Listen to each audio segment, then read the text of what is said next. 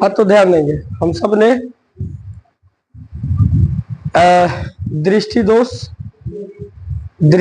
के प्रकार, सभी प्रकारों के कारण, सभी प्रकार के उपचार, समंजन क्षमता, समंजन क्रिया को पिछले क्लास में हमने अच्छा से समझ लिया। नेत्र के दूर बिंदु, नेत्र के निकट बिंदु वगैरह वगैरह सारी चीज जाने। आज हम लोग इसके नेक्स्ट टॉपिक पर ध्यान देंगे। जैसे कि देख पा रहे हैं वायुमंडलीय अपवर्तन। कौन अपवर्तन? तो अपवर्तन का तात्पर्य क्या होता है? अपवर्तन का अर्थ होता है कि किसी माध्यम में प्रवेश कर, किसी माध्यम बोले तो यहाँ माध्यम का मेरा अर्थ ही है प्रकाशीय माध्यम में, भले सॉरी पारदर्शी माध्यम। कौन माध्यम है? किसी पारदर्शी माध्यम में प्रकाश का प्रवेश कर अपने दिशा से क्या हो जाना? विचलित हो जाना। क्या हो जाना? क्या कहलाता है? अपवर्तन कहलाता है। और चूंकि प्रकाश जब ऐसा करता है तो किसका अपवर्तन कहलाएगा? प्रकाश का। तो अपवर्तन शब्द का अर्थ क्या हो रहा है? अपवर्तन शब्द का अर्थ हो रहा है कि किसी अन्य माध्यम में प्रवेश कर अपनी दिशा से भटक जाना अथवा विचलित हो। और चूंकि अपवर्तन में कौन अपवर्तन है? वायुमंडलीय अपवर्तन।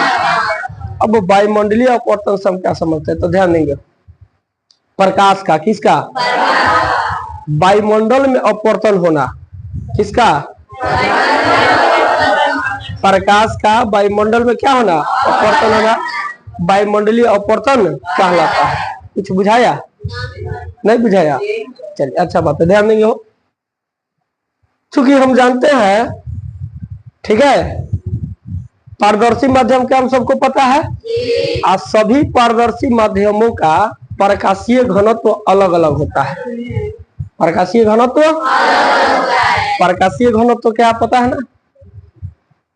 प्रकाशीय घनत्व क्या है? तो प्रकाश का किसी माध्यम में, प्रकाश का किसी, ठीक है, किसी माध्यम में किसी कण के द्वारा, किसी कण के द्वारा अवशोषित होना। किसका अवशोषित होना? प्रकाश का अवशोषित होना अथवा अपने मार्ग से विचलित होने की क्षमता की माप को प्रकाशीय घनत्व कहते हैं। तो भिन्न भिन्न पारदर्शी माध्यमों के प्रकाशीय घनत्व भिन्न भिन्न होते हैं।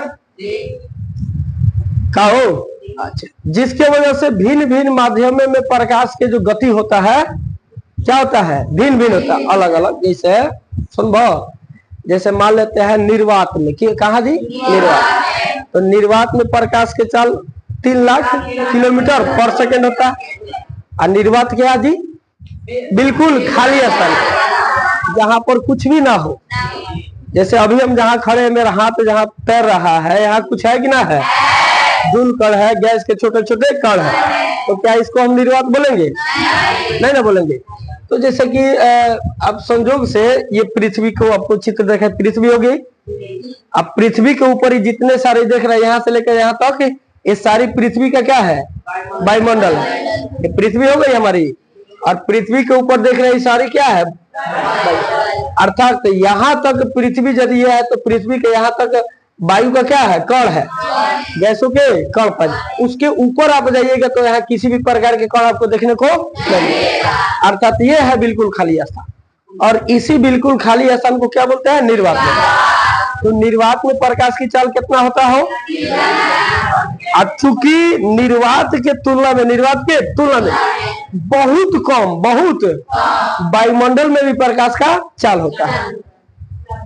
वायुमंडल में भी प्रकाश का निर्वात के तुलना में बहुत कम होता है, जिसके वजह से इसको भी हम लोग लगभग 3 लाख, माने वायु में भी प्रकाश की चाल को लगभग 3 लाख किलोमीटर पर सेकेंड मानकर चलते हैं। बुझाई? तो ध्यान दियो, हमने सघन माध्यम और विरल माध्यम को भी जाना है, साथ में ये भी जाना है जब प्रकाश विरल माध्यम से सघन माध्यम में प्रवेश करता है तो लंब की ओर मुड़ता है।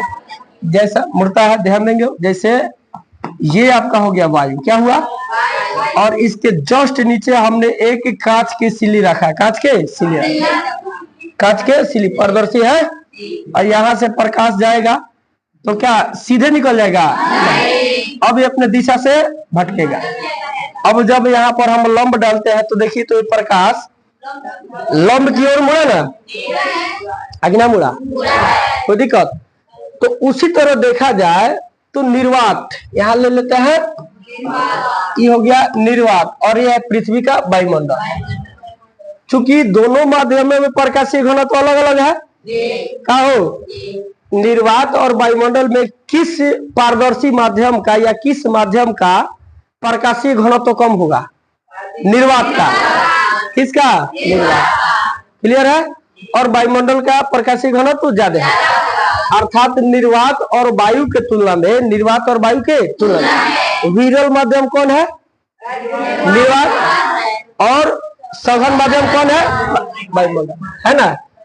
तो आपका यहाँ मान लीजिए सूर्य महाराज हो गए, कौन महाराज? यहाँ सूर्य महाराज अपने प्रकाश को बिखर रहे हैं, तो यहाँ से प्रकाश निर्वात वाले, सॉरी कहाँ निर्वात में है, कहा है निर्वात से जैसे वायुमंडल में, पृथ्वी के वायुमंडल में प्रवेश करेगा तो क्या ये सीधे निकल जाएगा?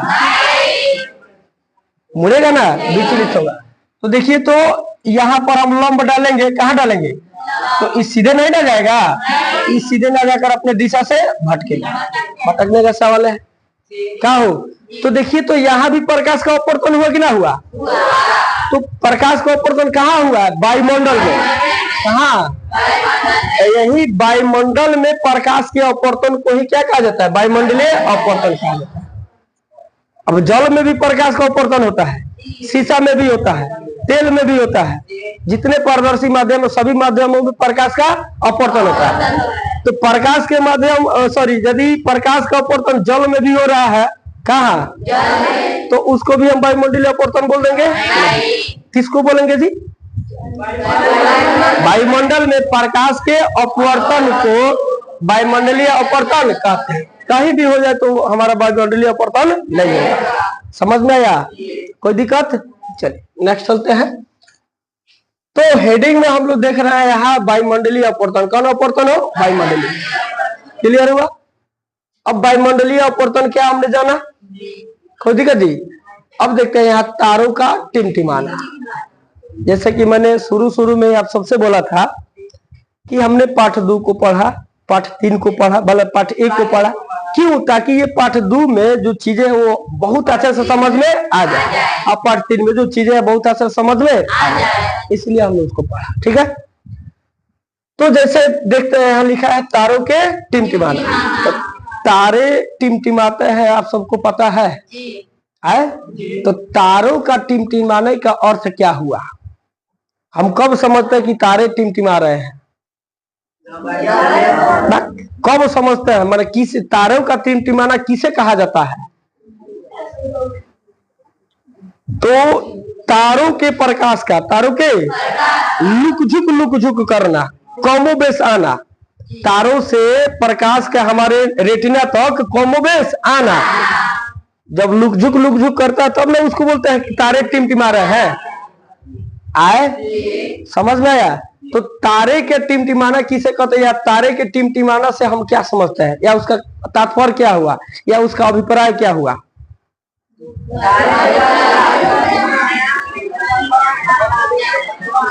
हाँ, कमोबेश आना, तारों के प्रकाश का, तारों के प्रकाश हमारे आंख के रेटिना तक कमोबेश आना क्या कहलाता है? तारों का टिमटिमाना कहलाता है। समझ में आया जी? कोई दिक्कत? आगे चले आए, नेक्स्ट देखते हैं। अब यहाँ पर क्वेश्चन है, तारे क्यों टिमटिमाते हैं? तारे क्यों तारे साइंस का काम है। हम सभी कोई जानते हैं कि इस संसार में, सीधे बोले तो इस ब्रह्मांड में, इस कोई भी ऐसा क्रिया नहीं है जो हो रहा है और उसके पीछे कोई वजह ना हो। जी समझ में है ना? जैसे मैं यहाँ हूँ, इसके भी पीछे वजह है, आप हो, इसके भी पीछे वजह है, पंखा लगा हुआ है, इसके भी पीछे, सबके पीछे कोई ना कोई कारण जरूर होता है। ठीक है, पृथ्वी सूर्य के चारों ओर परिक्रमा करती है, इसके भी पीछे वजह है। का जी, पृथ्वी के चारों ओर चंद्रमा परिक्रमा करता है, इसके भी पीछे क्या है? वजह है। सबके पीछे वजह होता है। और साइंस का यही काम है कि कारणों को क्या करना? पता लगाना, ढूंढना। तो तारे टिमटिमाते हमने सबने देखा है, लेकिन अब क्यों टिमटिमाते हैं, तारे क्यों टिमटिमाते हैं, चलिए इसको समझते हैं, ध्यान देंगे। अब गौर करेंगे। अभी हम देख रहे हैं एक वायुमंडल, पृथ्वी का वायुमंडल हो गया, यहां से यहां तक पृथ्वी का क्या है, वायुमंडल, ठीक है। तो ये पृथ्वी के वायुमंडल का जो संगठन है, संगठन, संगठन का मतलब होता है बनावट, कौन, हर जगह जिस प्रकार नीचे है, सतह पर है, उसी प्रकार ऊपर भी है, नहीं है। मैं आपको बता दूं, जितने भी भारी गैसें होंगे पृथ्वी के वायुमंडल में, वे सारी के सारी कहाँ होंगे, नीचे होंगे, कहाँ होंगे, और जितने हल्के गैस होंगे कहाँ होंगे, ऊपर होंगे। बात क्लियर है। जब हम पानी में किसी तैरने वाले चीज को फेंकते हैं तो जो भारी भारी होता है वो नीचे बढ़ जाता है, और जो हल्का होता है वो ऊपर चढ़ता है, ठीक वही चीज है, समझ में आ रहा है ना, क्या हो। तो देखिए, तो ये जो पृथ्वी का वायुमंडल है, पृथ्वी के वायुमंडल के संगठन में एक रूपता है कि ना है, एक रूपता मैंने बुझल, हर जगह एक समान है नहीं। इसीलिए तो पृथ्वी के वायुमंडल को विलयन बोला जाता है कि मिश्रण बोला जाता है, मिश्रण बोला जाता है, क्या बोला जाता है, मिश्रण बोला जाता है, समझ में ना। विलयन किसे बोलते हैं, तो समांग मिश्रण को विलयन बोलता है। समांग मिश्रण कौन होता है, तो जिस मिश्रण के संगठन में क्या हो, एक रूपता हो, ठीक है जी। अब ध्यान देंगे, तो पृथ्वी के वायुमंडल के संगठन में एक रूपता है कि ना है, क्या हो। एक चीज तो हमने देखा, दूसरी चीज हम लोग पृथ्वी के सतह पर भी देखते हैं, कहाँ, पृथ्वी के सतह पर कहीं कहीं जाते हैं तो कभी कभी गर्म हवा का झोंका मिलता है, और कहीं कहीं ठंडी हवा का झोंका मिलता है ना। उसके बाद हम लोग देखते हैं आंधी भी चलता है, तूफान भी चलता है, हवा भी बहती है, ऐसा होता है ना। तो हवा क्यों बहता है, हवा क्यों, तो हवा बहने के पीछे और भी कारण है, लेकिन इसमें से एक कारण को मैं आपको बता दूं आपको, ताकि आपको यह पूरी तरह स्पष्ट हो जाए कि पृथ्वी के सतह वाले जो वायुमंडल है ना, यहाँ भी एक रूपता नहीं है। तो ध्यान देंगे, क्योंकि हमने रसायन शास्त्र में पढ़ा है, जाना है, कहो कि दुनिया के सभी चीज छोटे छोटे कणों से मिलकर बने होते हैं। ये जो कण होते हैं अनवरत गतिशील होते हैं, अनवरत। यहाँ जो ऑक्सीजन का कण होगा, आप चाहिएगा कि एनी टाइम इधर रहे तो संभव, इसमें गति होता है, कभी यहाँ रहेगा, कभी वहां रहेगा, कभी घूमते रहता है, घूमते रहता है, घूमते रहता है। हमने ये भी जाना है कि ताप को पाकर, ताप को कणों में जो गति करने की क्षमता होती है वो बढ़ जाती है, कहो। इसके उदाहरण के लिए हमने आप सबके बीच प्रस्तुत किया था, क्या प्रस्तुत किया था, तो ध्यान देंगे। जैसे अगरबत्ती हो गया, क्या हुआ, अगरबत्ती बिना जलाए अगरबत्ती को हम नाक पर लाते हैं तो अब उसका गंध दिखाई देता है, सुनाई देता है, भले महसूस होता है, क्या हो।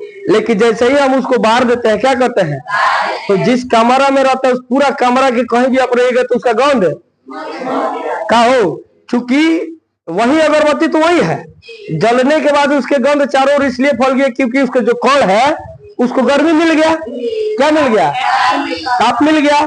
जब ताप मिल गया तो उसमें गति और बढ़ गया, तो नजदीक रहने वाला, अगल बगल में घूमने वाला दूर दूर तक अब तैरना शुरू कर दिया, का जी। तो चूंकि पृथ्वी पर आप देखिएगा तो पृथ्वी के भौगोलिक स्थिति भी हर जगह एक समान नहीं है। अर्थात कहने का मेरा तात्पर्य है, तो कहीं बहुत ज्यादा पेड़ पौधे हैं तो कहीं बहुत कम है। तो जहां पेड़ पौधे अधिक है वहां कार्बन डाइऑक्साइड का लेवल कम होगा, क्योंकि कार्बन डाइऑक्साइड के सोखने के काम करते हैं पेड़ पौधे। पेड़ पौधे ऑक्सीजन, कार्बन डाइऑक्साइड को ग्रहण करते हैं प्रकाश संश्लेषण के दौरान और ऑक्सीजन को छोड़ते हैं। तो पृथ्वी के जिस भूभाग पर पेड़ पौधे की संख्या ज्यादा है, पर बंद करो, बबीरे बंद कर, उसको बंद करना, बंद कर, सुन बढ़िया सा, पागल है, सुनो। गजब की, अजब गजब की बात है यार, हो गया जी। और जहां कार्बन डाइऑक्साइड ज्यादा है वहां गर्मी अधिक है, वहां गर्मी क्या है? तो जहां कार्बन डाइऑक्साइड है वहां गर्मी अधिक क्यों है? क्योंकि सौर विकिरण को, किसको? कार्बन डाइऑक्साइड जो गैसें होते हैं, ठीक है, गैस समझ में लो, सूर्य के गर्मी को पृथ्वी के वायुमंडल में प्रवेश कर धरती पर आने तो देते हैं, लेकिन वही गर्मी जब आता है तो टकरा कर परावर्तन होना चाहता है, लेकिन फिर ये कार्बन डाइऑक्साइड क्या करते हैं?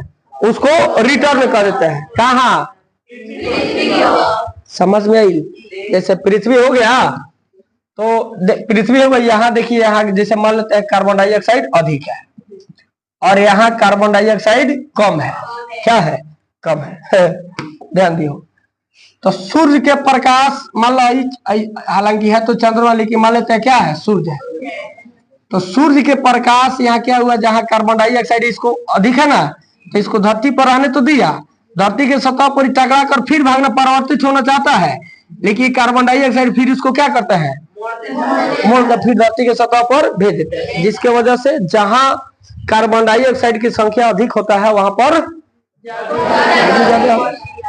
समझ में आया? कोई दिक्कत जी?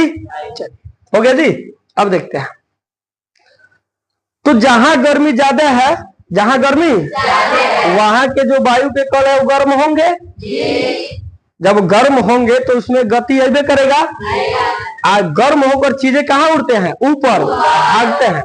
तो जब जहां कार्बन डाइऑक्साइड अधिक है अर्थात वहां गर्मी ज्यादा पड़ेगा।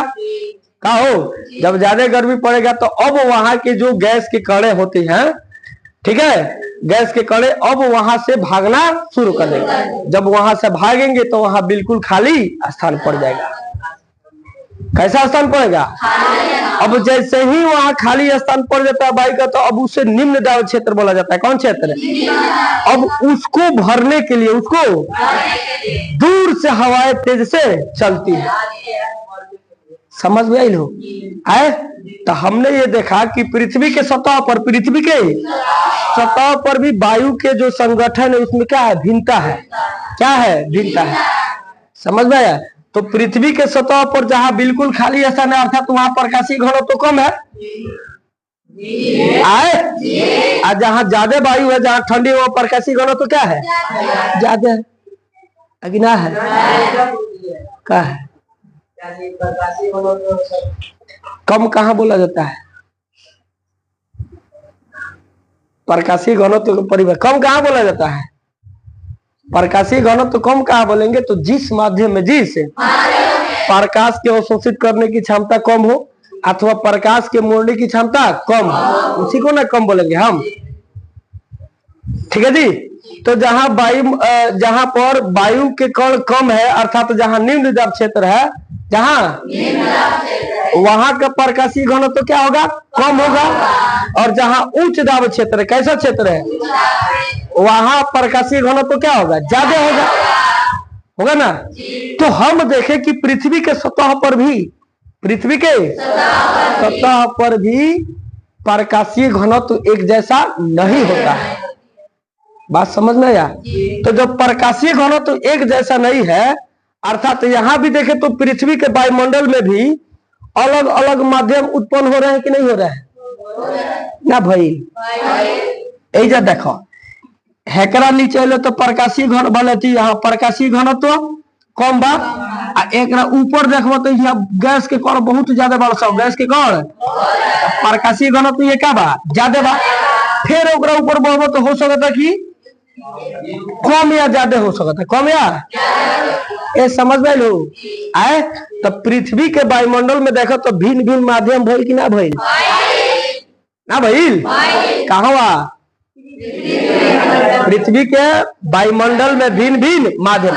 अब कुल मिला के हम कह सकते हैं कि पृथ्वी के जो वायुमंडल है, ठीक है, हर जगह उस वह एक समान नहीं है। तो जब एक समान, कहीं गर्म हवा की धाराएं चल रही है तो कहीं ठंडी, तो जहां गर्म हवा की धाराएं चल रही है वहां प्रकाशीय घनत्व तो कम है, और जहां ठंडी हवा की बेल्ट या पट्टी चल रही है ज्यादा। बात बुझे लो? कौन दिक्कत? अब ध्यान दिया है, सुनबो? तो जैसे तारा हो गई, क्या भइल? यहाँ से प्रकाश कैलाश प्रवेश वायुमंडल में तो मुड़बे करी, अब मान लो हिवा के प्रकाशीय घनत्व है जन क्षेत्र बा एक प्रकाशीय घनत्व कम बा, प्रकाशीय घनत्व है ठीक रखा है कम बा तो का सीधे आई मुड़ी मुड़ी का हो अब फिर ही जरूर प्रकाशीय घनत्व का बा ज्यादा बा अभी एने मुड़ी मुड़ी नू। अच्छा ई जन बा है पृथ्वी के वायुमंडल शांत रहला कि अशांत रहला?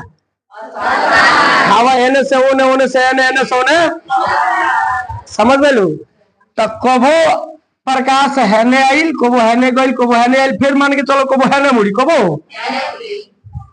ना मुड़ी आए आ कबो हैने मुड़ी कबो हैने मुड़ी ठीक बा। आ तू ये जन बारो जरी तार आंख हो गल तो अब एकरा के देख पाता आए देखो तू बा तो कबो कबो का जैसे कि हवा जैसे कि प्रकाशीय घनत्व तो ज्यादा रखो अब हवा आयल के गर्म हवा के पट्टी आयल कौन हवा के तो गर्म हवा के जैसे पट्टी आयल तिला हई मतलब ठंडे के है प्रकाशीय घनत्व तो अधिक के भइला के वजह से हमें कम बा हमें का बा प्रकाशीय घनत्व तो यहाँ क्या है कम है और यहाँ क्या है ज्यादा है इसीलिए तो यहाँ इस दिशा में ना जाकर इधर मुड़ गई है।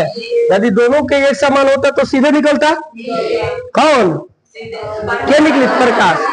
अब अचानक है यहाँ प्रकाशीय घनत्व तो गर्म हवा बा अब है से गर्म हवा बह के चलल है से गर्म हवा अब है ठंडा हुआ है ना अगलक है बुझाई रहूं ये अगलक है ना के गर्म हवा चल गई जाना समझ में लो तो जैसन लेवल है कर उहे लेवल है कर अब प्रकाश का है बड़ी की सीधा है ना भागी ताकि दोनों के लेवल एक जैसन हो गई तो जितना देर में प्रकाश घूमल हो अचानक नहीं घूम गई तो अचानक घूमल तो जब घूमी है ना घूमी तो उतना देर खातिर उतना हमने के लागी की तारा होइले नहीं है ना बुझाई ना बुझाइल। जैसे कल्पना करो हम पानी के फुहारा से पानी छुड़छुड़ी निकले जैसे मोटर है का भाई मोटर है चला रहा बानी तारा देह पर कंटिन्यू पानी गिर रहा बा अब जन पानी के धार बा तनी से एने मुड़ी तनी से एने तो उतना देर खातिर तो तारा देह पर पानी नहीं जाई मुड़ल फिर ओकरा के लिया देनी तो कंटिन्यू लागल मुड़े बोले मुड़े ना गिरे लागल तो जैसे ही है किरण है ना जैसे ही एकाएक जब अचानक उन्हें मुड़ी उन्हें एक भी तो चाल होला ये तो पानी के धारा तारा देह पर गिर तो उसका भी तो चाल है ठीक उसी तरह इसका भी क्या होगा जी चाल होगा ना चाल है अगला तो ये अचानक है ना घूम गए लखा तो अब ओकरा के घूम के मिनट लगी कि ना लगी तो जब अचानक उन्हें घूम लगते तो उतने देर खातिर प्रकाश का हो जाई कम ना खत्म हो जाई फिर घूम घाम के तारा लगे आई तो जितना देर खत्म हो गए उतना देर तो तारा ना लौकी तो वैसे नहीं तारे के टिमटिमाना का अर्थ क्या होता है तो तारों के प्रकाश का तारों के हमारे रेटिना तो कमोबेश पहुंचना रुक को पहुंचना क्या कहलाता है तारों का टिमटिमाना कहलाता है समझ में लो तो इतना देर तो तारा से जो प्रकाश है तारा रेटिना तक ना देखे फिर कुछ मिली सेकंड के बाद बुझत बड़ा फिर घूम घाम के तारा आंख में समझ में आए तो तारे क्यों टिमटिमाते हैं समझ में आए जी क्यों टिमाते एक नंबर यदि पूछेगा तो वायुमंडलीय अपवर्तन के कारण वायुमंडलीय अपवर्तन वायुमंडलीय अपवर्तन के कारण क्यों जी क्योंकि वायुमंडल जो है कौन वायुमंडल में जो वायु है या गैस है समझ में आया या वायुमंडल में जो वायुमंडल है वो शांत नहीं रहता उसमें गर्म हवा की धाराएं और ठंडी हवा की धाराएं चलती रहती है इसके भी कारण यही ना सब कारण है जी समझ में आया तारे क्यों टिमटिमाते हैं हो गया। अब क्वेश्चन है कि तारे टिमटिमाते हैं जबकि चंद्रमा या अन्य उपग्रह नहीं टिमटिमाते हैं का है ये तो कारण बा कि तारा तो टिमटिमात नजर आवला वही रतवा में देखा नहीं तो जोनिया से प्रकाश कबू कम कबू अच्छा कबू चला होता कि हिले नहीं आए लेकिन चंद्रमा तो हमेशा एक तक से बढ़ लगा समझ में लो आए अब एक खाती आ जाओ नहीं हो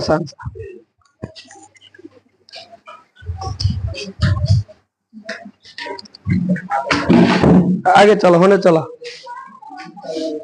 बाप रे बाप, ऐसन स्थिति प्रदीपो भूज गए गल बका कहाँ बाबू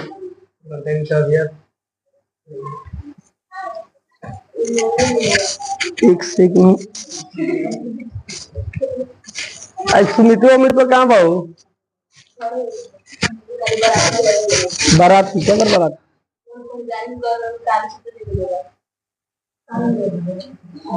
आप पढ़ेगा सर। अब ध्यान दियो, क्वेश्चन है कि तारे टिमटिमाते समझ में तो आया, लेकिन चंद्रमा या अन्य ग्रह क्यों नहीं टिमटिमाते। तो अब गौर करेंगे यहाँ पर तेने होनरत बहुत तारे पृथ्वी से बहुत दूर है, बहुत बहुत दूर है, जिसके वजह से वो हमको छोटा दिखाई देते हैं। अब उससे जो प्रकाश आता है वो एक बिंदु के जैसे सा होता है। लेकिन चंद्रमा है कौन है, एक पृथ्वी से बहुत निकट, इसलिए इसका जो बड़ा दिखाई देता है। कैसे दिखाई देता है, बड़ा दिखाई देता है।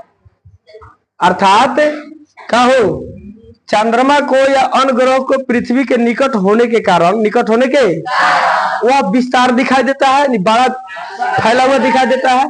कहो जिसके वजह से इसको हम किसी माने एक बिंदु के समान नहीं देख सकते हैं, देख पाएंगे, क्योंकि इसका जो क्षेत्र है विशाल दिखाई दे रहा है। और तारे बहुत हमसे दूर है, जिसके वजह से उससे जो प्रकाश आता है अब उसको एक बिंदु के समान हम मान सकते हैं। कहो तो कल्पना करें, इधर आइए, कल्पना करें ये चंद्रमा का सतह हो गया, पृथ्वी से दिखाई दे रहा है, और ये क्या है, तारा। क्या है, तारा। अब तू आंख से हैंग करिए, हल्का लोग तो रहना चाहिए, उतर कर है लोगोता जी आए जी। अब उतने पर रही हो, तार पोजीशन में थोड़ा भी बदलाव नहीं लाना, ठीक है। अब आप लोग ध्यान दीजिएगा, बोलो काहे हिला रहे तू अपने हाथवा, आपका पोजीशन वही रहना चाहिए। देखिए नहीं, कभी दिखाई दे रहा, कभी नहीं दिखाई दे रहा, हल्का हिलोल कर रहा, कभी दिखाई दे रहा, कभी नहीं दिखाई दे रहा, कभी दिखाई दे रहा, कभी नहीं, छोटा बिंदु है जी। अब देखिए ठीक इतना ही हम गति इसमें मिला रहे हैं, बोलिए दिखाई पड़ रहा है, हमेशा दिखाई पड़ रहा है ना जी। समझ में आया आए ए बुझाया, चली जाइए। तो यही कारण है, चूंकि तारे पृथ्वी से बहुत दूर होने की वजह से वो छोटा दिखाई देता है, जिसके वजह से उसको एक बिंदु के समान मान ली जाती है। जबकि चंद्रमा और अन्य ग्रह पृथ्वी के बहुत निकट होने की वजह से उसका जो सतह है बड़ा दिखाई देता है। अब उसको हम एक बिंदु के मतलब प्रकाशीय बिंदु के स्रोत नहीं मान सकते, एक बिंदु के स्रोत नहीं मानबा, उसका जो सतह होता है बड़ा दिखाई देता है, जिसके वजह से थोड़ा बहुत कम बेस तो होता है। अब मान लो हेले के भाग के कम पड़ल, तिल हेले के दिखाई दी कदी हो, समझ में आया, कोई दिक्कत। चलिए नेक्स्ट चलो जा, समझ में आया।